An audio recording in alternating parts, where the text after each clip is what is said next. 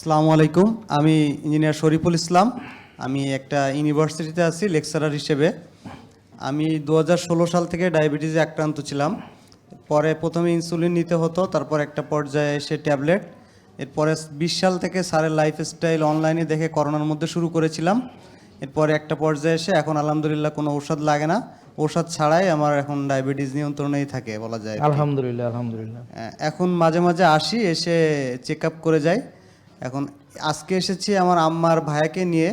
আমার আম্মা ক্যান্সারের পেশেন্ট 2019 সাল থেকে, এই জন্যে সেটা রিমুভ হয়ে গেছিল, কিন্তু এখন এসে 2025 সালের লাস্টে আবার সেটা রিপিট করেছে। এই জন্য এখন স্যারের এখানে নিয়ে আসছে আজকে আম্মাকে। আর ভাইয়াও কিছুদিন ধরে ডায়াবেটিস প্লাস উচ্চ রক্তচাপে ভুগছে, এখানে তাকেও নিয়ে এসেছি আজকে। এখন বাকিটা দেখা যাক যে মেনে কত দূর আমরা সুস্থ হতে পারি।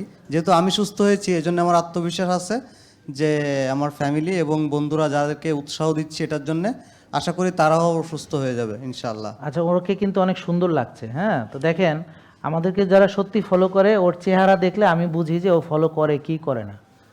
আমাদের সম্পর্কে যে জানে, তার চেহারা দেখলে বুঝি সে জানে কি জানে না। আমার কথা বুঝতে পারছেন? তো জেকে লাইফস্টাইল বোঝা মানে হলো এরকম সৌন্দর্য লাগবে। বোঝা মানে আমি সব বুঝি, কিন্তু আমি চেহারার মানে বা আমি কিছু এই বোঝা দিয়ে আমার কোনো লাভ নেই। ওটা আমার শরীরের বোঝা ছাড়া আর কিছু যায় আসে না। আমি জিজ্ঞেস করেছি আপনি বুঝেছেন কিনা জিনিসটা, ঠিক আছে? বোঝা মানে হলো যে সেটা আপনি মেনেছেন কিনা, সেটা আপনার আত্মার ভিতরে ঢুকেছে কিনা, সেটা আপনার মনের ভিতরে ঢুকেছে কিনা, সেটা আপনার শরীরে প্রভাব পড়েছে কিনা। বোঝা মানে হলো তাই। তাহলে বলতে হবে যে আমি বোঝার চেষ্টা করছি। আপনার উত্তরটা কি ছিল? এখানে দাঁড়িয়ে বলতেন স্যার আমি এখনো বুঝি নেই, বোঝার চেষ্টা করতেছি। অলরেডি আমি এখানে টেস্টে দিয়েছি, অলরেডি আমি সিদ্ধান্ত নিয়েছি, এটা আমাকেও মানতে হবে, আমি মানা শুরু করেছি। আমি উত্তরটা দিয়ে দিলাম আপনার। এটা ছিল আপনার উত্তর, আপনি বুঝতে পারেননি। আপনার এই প্রশ্নের উত্তর হলো এটা, ঠিক আছে? আমি সঠিক বলেছি, এখন খুশি হয়েছেন আপনি? এটাই আপনার এটা উত্তর ছিল, ঠিক না? এইটাই আপনি বুঝায় বলতে পারেন না, এখন বলছি, ঠিক আছে? খুশি? বসেন। হ্যাঁ, উনি অলরেডি টেস্ট দিয়েছেন, তার মানে বুঝতে পেরেছেন যে এটা ছেলের জন্য না, এটা আমাকে মানতে হবে। ও বুঝতে পেরেছে ওর মাকে যদি ও আগে মানাতে পারতো, তাহলে ক্যান্সারটা আবার সারফেসে আসতো না। মনে রাখবেন, ক্যান্সারের যত চিকিৎসাই করেন না কেন, সেটা হলো হয়তো কেমো দিলেন, হয়তো রেডিয়েশন দিলেন, হ্যাঁ, হয়তো কোনো আপনার প্রসিজিউর, সার্জিক্যাল কোনো প্রসিজিউর করলেন, হোয়াটএভার, সেটা হলো ওইটাকে আপনি মারার জন্যে। কিন্তু নতুন তৈরি হওয়া কিভাবে প্রতিরোধ করতে হবে, কেন হলো, আগেই ক্যান্সারটা হয়েছিল কেন, নেক্সট আবার হবে, সেটার ব্যাপারে ডাক্তারদের কোনোই পরামর্শ থাকে না। সত্য কি মিথ্যা? সত্য কি মিথ্যা? এটা সত্য স্যার। আচ্ছা, তাহলে ওর মাকে তো ক্যান্সারের চিকিৎসা করে দিয়ে দিছে, ক্যান্সার তো শেষ করে দিছে, কিন্তু মা তো এখনো শেষ হয়নি, এত বাইচে আছে। তাহলে জীবিত থাকলে আবারও ক্যান্সার হইতে পারে। এখন সেটা থেকে বাঁচবে কিভাবে? এইটা হলো লাইফস্টাইল। অর্থাৎ আমাদের লাইফস্টাইল যারা সঠিকভাবে ফলো করবে, ইনশাল্লাহ আশা করা যায় ক্যান্সার হবেই না। আর যদি হয়েও যায়, তাহলে সেটা চিকিৎসা করার পরে সে আবার যদি এমনভাবে চলে, তাহলে আর হওয়ার কোনো সম্ভাবনা থাকে না, রিপিট হবে না। ক্লিয়ার? তবে এইখানে সঠিকভাবে মানলে হবে না, হবে না, হবে না ইনশাল্লাহ। আল্লাহ ভরসা, বাকিটা তো আল্লাহর ইচ্ছা, তাই না? তো থ্যাংক ইউ ব্রাদার। সো মানে you are very nice man, এবং মানে উনি শিক্ষকতা করেন এবং খুব ভালো, মানে খুবই ব্যালেন্সড একটা মানুষ আমার কাছে মনে হয়েছে, এবং আমাদের অনেক ভালোবাসেন। এবং দেখেন এই যে ব্যালেন্সড লোকের চেহারা কেমন হয়, দোজ দে আর নলেজেবল।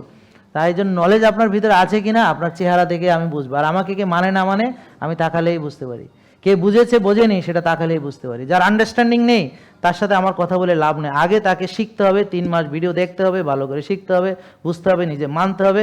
তখন বুঝবে যে তার ছেলেকে বাকি জীবন এভাবেই চালাতে হবে। ওর প্যানক্রিয়াস থাক বা না থাক, যা ইচ্ছা তাই হোক, ওকে এটাই মেনে চলতে হবে বাকি জীবন। আর যদি কখনো তার প্যানক্রিয়াটিস আবার আসে, তখন হয়তো তাকে হাসপাতালে নিয়ে চিকিৎসা করতে হবে। বাট যদি এভাবে চলতে পারে, তাহলে আশা করা যায় আর জীবনে হয়তো কোনোদিন তার প্যানক্রিয়াটিস তাকে ডিস্টার্ব করবে না। উত্তর পেয়েছেন? এটাই হচ্ছে কথা। স্যার আমার ছোট্ট একটা প্রশ্ন ছিল। হ্যাঁ, প্লিজ। স্যার আমার বাচ্চার বয়স 6 বছর। এখন বাচ্চার গ্রোথটা একটু কম। এখন ওর ফুড হ্যাবিটটা যেটা আছে অ্যাজ ইউজুয়াল চেষ্টা করি আমার মতো করেই করতে, তারপরেও ছোটো মানুষ তো অতটা পেরে উঠি না। এখন স্যার এই বাচ্চার জন্য কি ভিনেগার খাওয়া যাবে কি না? আমি এটা পুষ্টিবিদের কাছে শুনেছিলাম, তারা আমাকে বলছিল যে শিশুর বিশেষজ্ঞর সঙ্গে কথা বলতে, যে সে ভিনেগার খেতে পারবে কিনা। এটা একটু প্রশ্ন ছিল। ছোট বয়স কত? 6 বছর স্যার। দরকার কি, ও একটু লেবুর রসটা সেগুলো দরকার নেই। আর একটু যদি খেতেই এই দেশে একটু কম হচ্ছে গ্রোথের জন্য ওকে ভালো প্রোটিন খাওয়াতে হবে। ভিনেগার দিয়ে তো কেউ গ্রোথ হবে না। না আমি ভাবছিলাম যে হজমটা ভালো হজম ভালো হওয়ার জন্য একটু খেলে কোনো প্রবলেম নাই, এটা যেহেতু সিরকা, হ্যাঁ, এটা আমি যেমন লেবু খেতে পারি, ওর ডোজ হবে খুবই মিনিমাম কোয়ার্টার, হ্যাঁ কোয়ার্টারেই, হ্যাঁ মানে আপনারা যখন খান ওরে একটু দিলেন আর কি সামান্য এটা। বাট ওর বেশি দরকার হচ্ছে প্রোটিন ইনটেক করা, তাকে অ্যাক্টিভিটি করানো, হ্যাঁ প্রোটিন ইনটেক, অ্যাক্টিভিটি এবং স্লিপ কোয়ালিটি, আর্লি ঘুমানো, এগুলো ঠিক থাকলে ও আস্তে আস্তে বেড়ে উঠবে। জি স্যার। হ্যাঁ ক্যাচআপ গ্রোথ হয়ে যাবে। ক্যাচআপ গ্রোথ মানে যদি তার কোনো নিউট্রিশন ডেফিসিয়েন্সির কারণে পরে যখন আবার বড় হয় তখন ও একবারে ওটা ক্যাচআপ করে ফেলতে পারে, হ্যাঁ মানে গ্রোথটা সে ধরে ফেলতে পারে, এটা ক্যাচআপ গ্রোথ বলে, ক্যাচ আপ গ্রোথ, হ্যাঁ বাচ্চাদের। তো এটা আবার দেখবেন ও বড় লম্বা হয়ে যাবে। আমার এক ফ্রেন্ড সবসময় আমার চেয়ে ছোটো ছোটো ছিল, এরপর আবার লম্বা হয়ে আমার চেয়েও লম্বা হয়ে গেছে, হ্যাঁ মানে ও আবার এরকম আর কি, হ্যাঁ বাচ্চারা এরকম হয়। ঠিক আছে, থ্যাংক ইউ। জি sir, thank you sir. JK lifestyle limited, ওষুধ মুক্ত সুস্থ জীবন।